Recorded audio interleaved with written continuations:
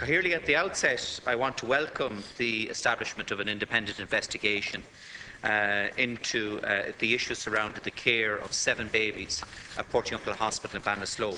I think it's the least that the parents deserve is to get the truth in relation to what happened in the case of the care of each of those 7 children in the hospital. I also want to reassure expectant mothers that Portiuncula Hospital has been audited on a number of occasions since the initial review started and has come through each of those audits, and expectant mothers have nothing to be concerned about in relation to their care in Portiuncula.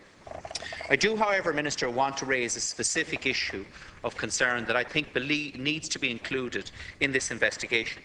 And that is the fact that the HSE management were made aware of the staffing, supervision and training concerns by both the staff themselves and by midwifery management as far back as July of 2013. Midwives in Portiuncula Hospital have consistently highlighted the lack of inadequate staffing at the maternity unit. And instead of having 1 midwife to 28 births, Portiuncula Hospital was operating on a ratio of 1 midwife to 54 births last year, nearly half the number of midwives that are required. In July 2013, the staffing situation was so serious that this matter was brought directly to the attention of the Group Chief Executive Officer, Bill Maher, the Group Chief Operating Officer, Tony Canavan, and the Group Clinical Director, Dr. Pat Nash. The correspondence also went on to inform all 3 that funding was needed to appoint midwifery trainers across all of the maternity hospitals in the group. The communication circulated to the 3 most senior managers of the hospital group said, and I quote, "These are important appointments to ensure recommendations and learnings are applied from recent reports." This took place less than 1 month after the HSE report into the tragic death of Savita Halapanavar found that the key factor in her death was inadequate assessment and monitoring. Time is up.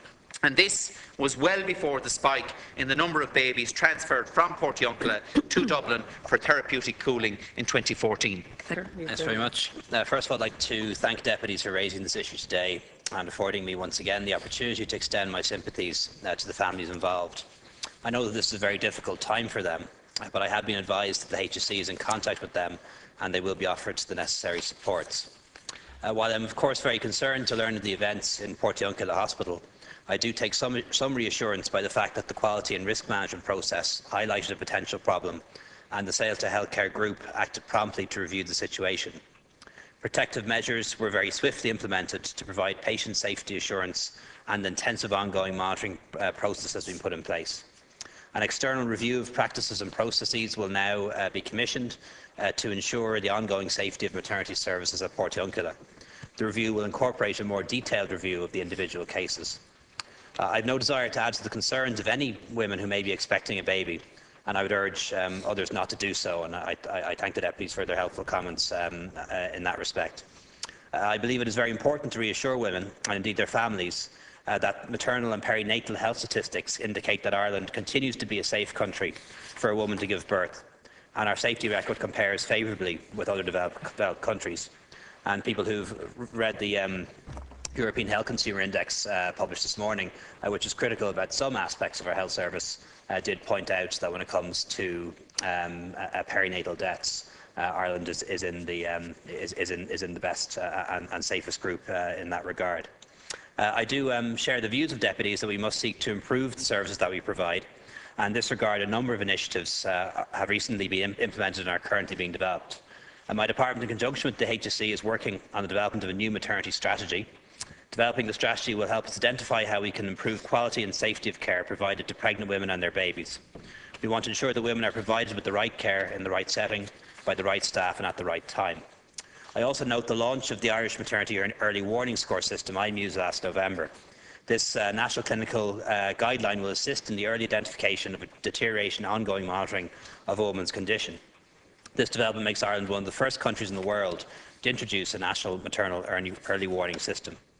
A sum of €2 million in additional funding has been provided in the National Service Plan of 2015 to address current pressures within maternity services through the recruitment of additional obstetricians, midwives and other frontline staff. I think it is important to note in that context that while we would of course like to have more, we have more consultant obstetricians than ever before and more midwives, substantially more than ever before, at a time when birth rates are actually going down.